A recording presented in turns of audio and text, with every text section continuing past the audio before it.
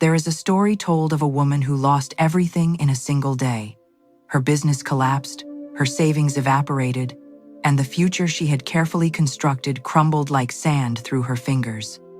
She sat in her empty apartment that evening, surrounded by bills she could not pay, and whispered into the silence, "I have nothing left." And in that moment, something within her answered back with a truth that would change her life forever. You have never had anything to lose, because loss is impossible in divine mind. This is the great illusion that binds humanity in chains of fear and lack. We believe we can lose what is ours. We believe that circumstances have the power to strip us of our good. We believe that banks, employers, relationships, and economies hold our supply in their hands, and when these things fail, we are left destitute. But I tell you today that this is a lie, a shadow on the wall that has no substance, no reality, no power, except what we give it through our belief.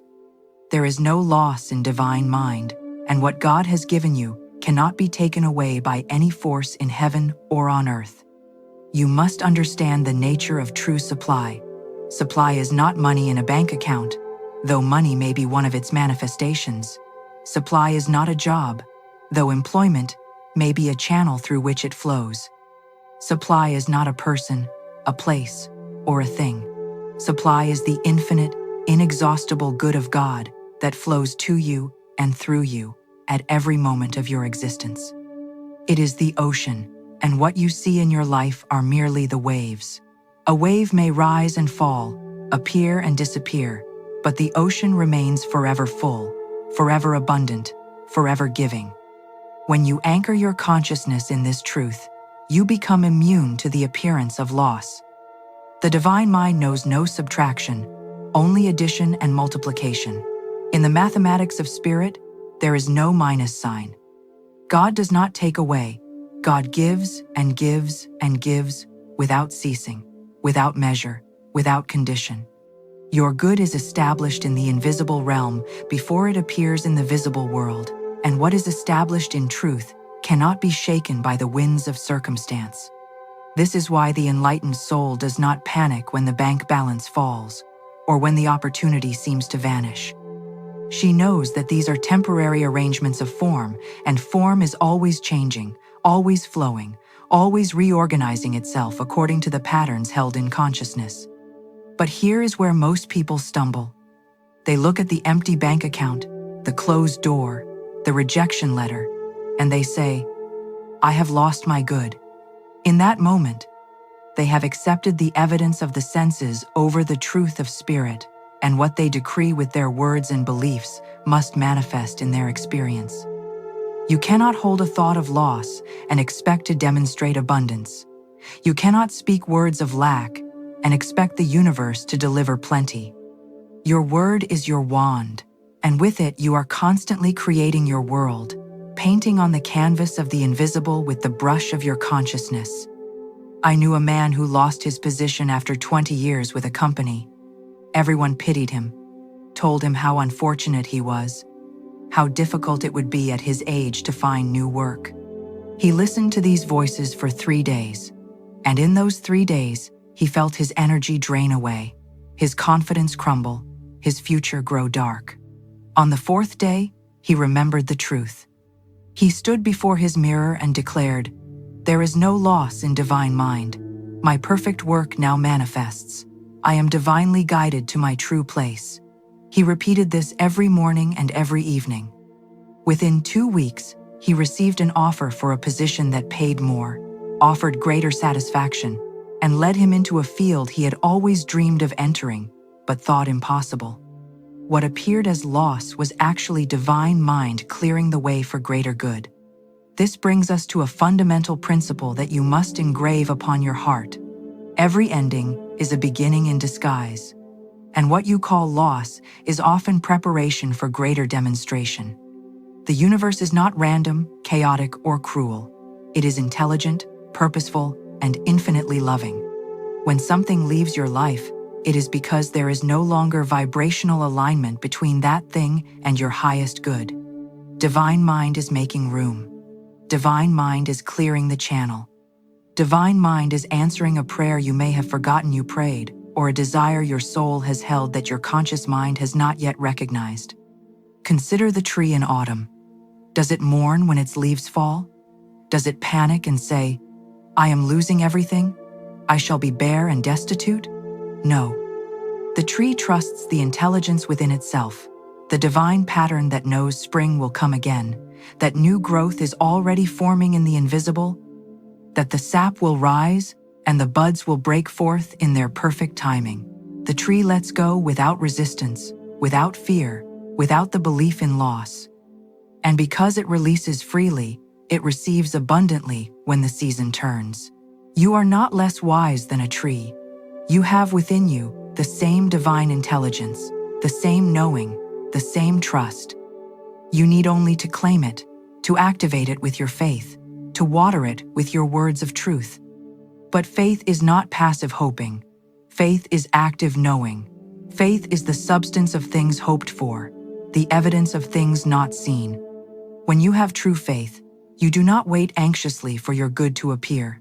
You do not check the mailbox 17 times a day, or refresh your bank account obsessively, or lie awake at night wondering when and how and if. You rest in the absolute certainty that what is yours is already yours, that it is on its way, that divine mind is orchestrating every detail, every connection, every so-called coincidence that will bring your demonstration into physical form. You go about your days with an inner smile, with a lightness in your step, because you know the secret. The game is already won. I must tell you about a woman who came to me in deep distress. Her husband had left her, taking most of their money with him. She had 3 children to feed and no clear means of support. She wept and said, "I have lost everything. How can I possibly believe in supply when I can see only emptiness?" I looked at her and said, "You have lost nothing that was truly yours. Your husband was not your supply. Your bank account was not your supply. God is your supply, and God has not gone anywhere, has not changed, has not diminished.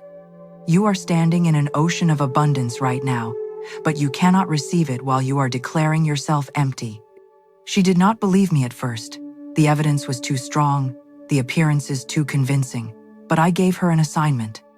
Every morning, she was to stand before her mirror and declare, "Infinite Spirit, open the way for my immediate supply.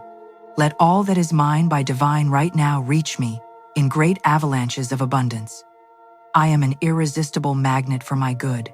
She was to say this with feeling, with conviction, with the absolute knowing that it was already done. For 3 days, nothing changed in the outer world, but something began to shift within her. The fear loosened its grip. A strange peace settled over her. On the 4th day, she received a phone call from an attorney informing her that a distant relative she barely knew had left her an inheritance. On the 7th day, she was offered a position at a company she had always admired, a position she was perfectly qualified for, but had never thought to apply for because she assumed it was beyond her reach. This is how divine mind works. It does not necessarily restore what was taken. It brings something better, something more perfectly suited to who you are becoming, something aligned with your highest destiny. Your job is not to dictate the channels through which your good will come. Your job is to claim it in consciousness, to prepare a place for it in your mind and heart, to expect it, to welcome it, to know with every fiber of your being that it is already yours in the invisible and must therefore manifest in the visible. Now we must address the great obstacle that stands between most people and their infinite supply, the belief in 2 powers. You believe that God is good and wants you to prosper, but you also believe that circumstances are powerful, that the economy is powerful, that other people's decisions are powerful, that your past is powerful, that your age or education or background is powerful. You are trying to serve 2 masters, and a house divided against itself cannot stand. There is only one power in the universe, and that power is God, the divine mind, the infinite intelligence that flows through all things and sustains all life. Everything else is effect, not cause. Everything else is shadow, not substance. When you understand this deeply, truly, In the marrow of your bones, you become free. The stock market can crash, and you remain untouched. The company can downsize, and you remain secure. The bills can pile up, and you remain at peace. Not because you are naive or irresponsible or disconnected from reality, but because you know a higher reality, a truer reality, a reality that precedes and determines all outer circumstances. You know that your supply comes from within, not from without. You know that you are connected to an inexhaustible source that never runs dry, never closes its doors, never lays off its workers, never files for bankruptcy. I must be very clear about something, because there is much confusion on this point. This is not about denying the appearance or pretending that challenges do not exist. You do not close your eyes to the empty cupboard or the overdue notice or the dwindling resources. You see these things, you acknowledge them, but you do not give them power. You do not make them your God. You do not bow down before them in fear and worship. Instead, you look straight at them and declare, "You are not my source. You are not my supply. You are a temporary condition that has no power to limit the infinite good that flows to me from divine mind. I deny you the power to disturb my peace or shake my faith. There is no loss in divine mind, and therefore, there can be no permanent lack in my experience." This is what it means to deny the appearance. You are not lying. You are choosing which voice to listen to, which authority to recognize. Will you listen to the voice of the senses that says you are running out, falling short, losing ground? Or will you listen to the voice of spirit that says you are filled, fulfilled, and overflowing with all good things? Both voices are speaking, both are presenting their case. But only one is telling the truth, and that is the voice that aligns with divine mind, where loss is impossible and lack does not exist. There was a man I knew who faced bankruptcy. His business had failed, his creditors were circling, and by all reasonable standards, he was ruined. His lawyer advised him to file for protection, to accept the loss and start over. But this man had been studying spiritual law, and he decided to conduct an experiment. Every night before sleep, he would close his eyes and visualize a check made out to him for the exact amount he needed to clear all debts and restart his business. He would see himself depositing this check, feel the relief and joy, imagine himself free and prosperous once again. He did not know where this money would come from. He did not have a plan or a strategy. He simply held the vision and declared, "There is no loss in divine mind. My infinite supply now manifests in perfect ways." For weeks, nothing changed in the outer world. The pressure mounted. The deadlines approached. People around him grew more frantic, more insistent that he face reality. But he remained calm, anchored in his inner knowing. And then, seemingly out of nowhere, an investor he had met years earlier at a conference contacted him.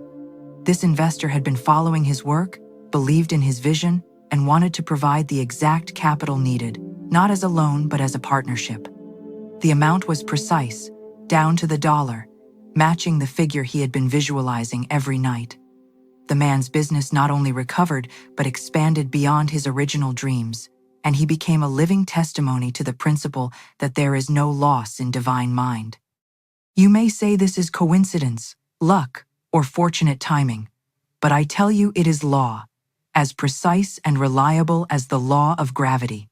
What you hold in consciousness must manifest in experience. What you claim, with faith and feeling, must appear in form. The universe is not withholding your good. You are withholding it from yourself through doubt, fear, and the acceptance of appearances as final truth.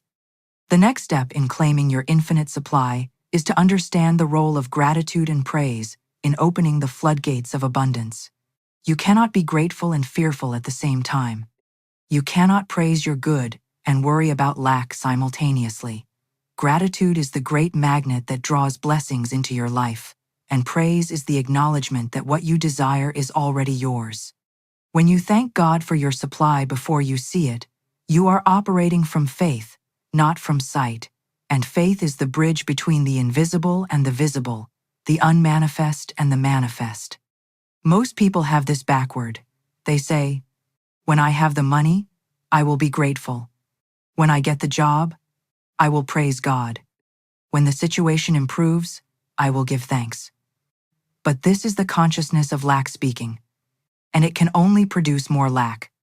The spiritual master gives thanks first, knowing that gratitude itself is creative, that it sets into motion forces in the invisible realm that must produce corresponding results in the visible world. Before the check arrives, you thank God for abundant supply. Before the opportunity appears, you praise the infinite intelligence that is guiding you to your perfect place. Before the healing manifests, you give thanks for perfect health that is already established in divine mind. This is not pretending or playing make-believe. This is recognizing the truth behind the appearance. In divine mind, you already have everything you need. The supply already exists. The solution is already present. The healing is already complete.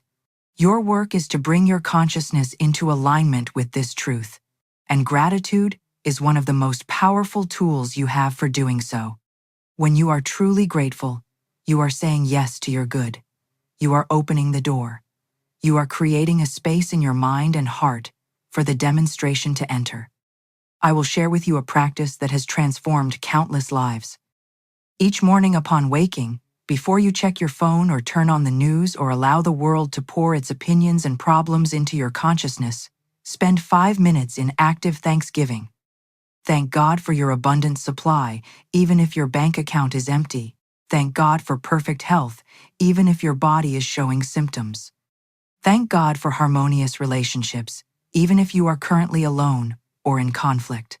Thank God for your perfect work, even if you are unemployed. Thank God for divine guidance, even if the path ahead seems unclear. Do this with feeling, with conviction, with a heart full of genuine appreciation, as if you are looking at the blessings that are already in your hands. What you will discover is that this practice shifts your entire energy. You move from the frequency of lack to the frequency of abundance. You align yourself with the creative flow of the universe. And from this aligned state, you begin to notice opportunities you previously overlooked, to receive ideas you could not access from a fearful mindset, to attract people and circumstances that support your good. The outer world has not changed, but you have changed. And because you have changed, the world you experience must also change. This is law. This is how the game is played. But here is where vigilance becomes essential.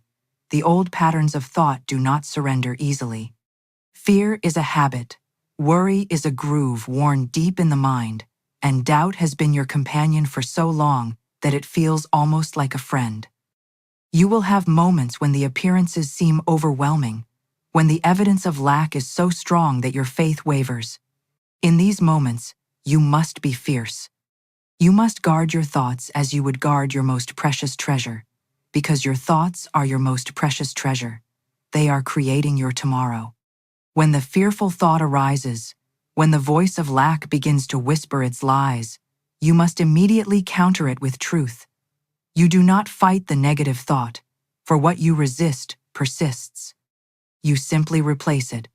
The moment you catch yourself thinking, "I don't have enough," you immediately say, either aloud or silently, "There is no loss in divine mind. I have abundant supply." When the thought comes, "I might lose my home," you declare, "My permanent home is in God, and all my needs are met." When fear says, "What if this doesn't work?" faith answers, "It is already done in the invisible, and it must appear in the visible." This is not affirmation as empty repetition. This is affirmation as spiritual warfare, as the claiming of your divine inheritance, as the refusal to accept anything less than the truth of your being. You are made in the image and likeness of God, and God knows no lack, no limitation, no loss. Therefore, neither can you, except in the dream world of false belief.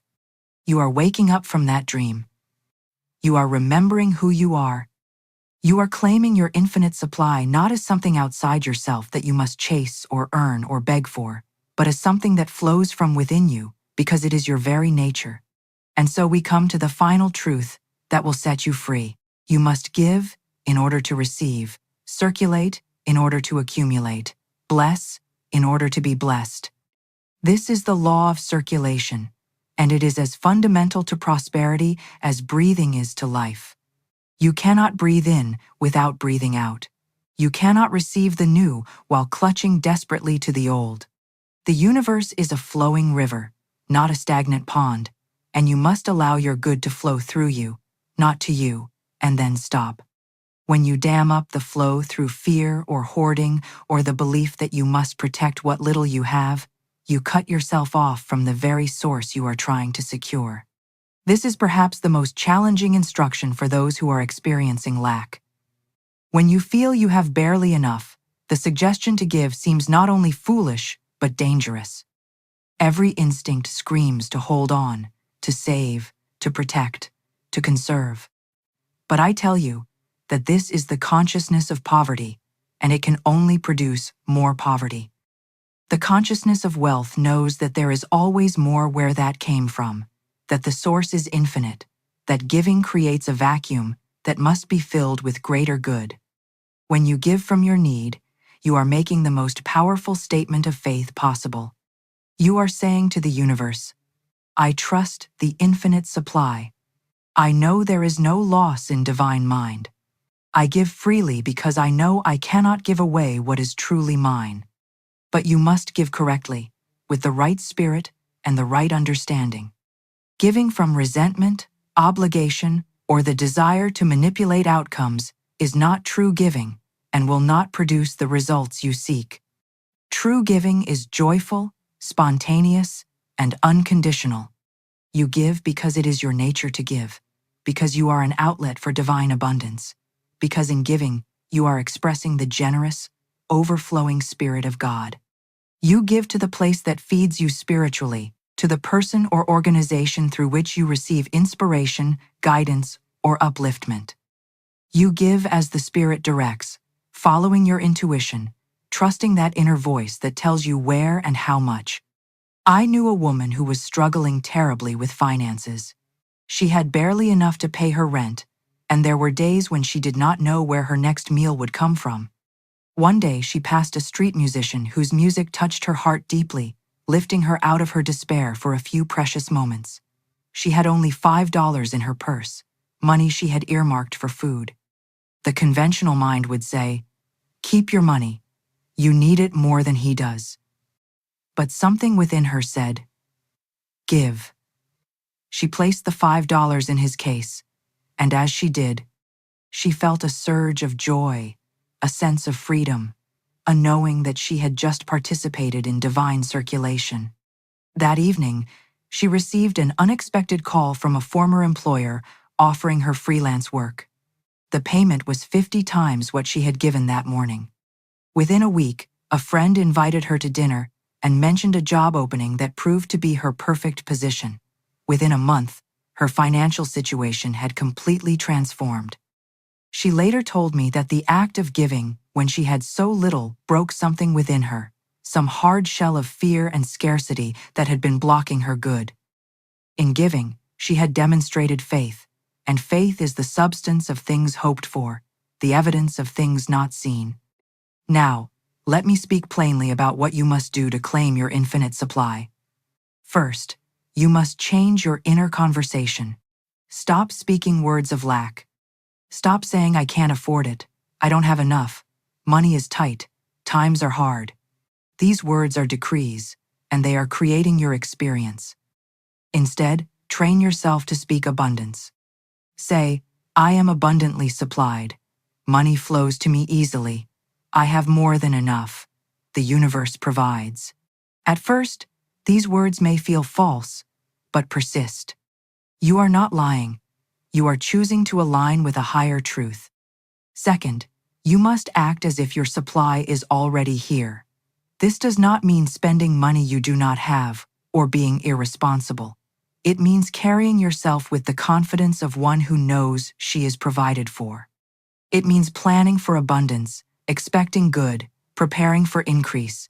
When you go to the mailbox, expect checks, not bills.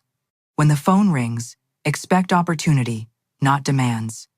When you wake in the morning, expect this to be the day when your good manifests. Expectation is magnetic, and it draws to you the very thing you are looking for. Third, you must release all resentment, bitterness, and blame regarding money or those who have money. If you resent the wealthy, you are building a wall between yourself and wealth. If you blame others for your lack, you are giving away your power. Bless those who have abundance. Rejoice in their good fortune, knowing that in a universe of infinite supply, their wealth does not diminish your portion. Say, what God has done for them, God can do for me, and more. Forgive everyone who owes you money, who has cheated you, who has taken from you.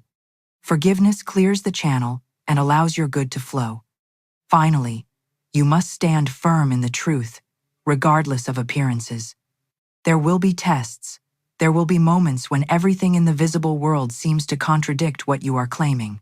Stand firm.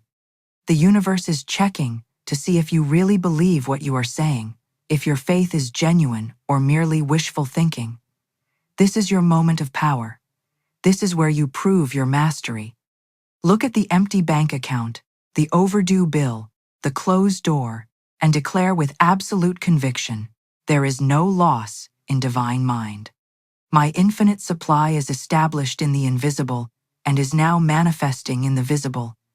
I am an irresistible magnet for my good. All that is mine by divine right now comes to me in perfect ways. You are standing at the threshold of a new life, a life lived from the consciousness of infinite supply rather than the fear of loss. Step across. Claim your inheritance.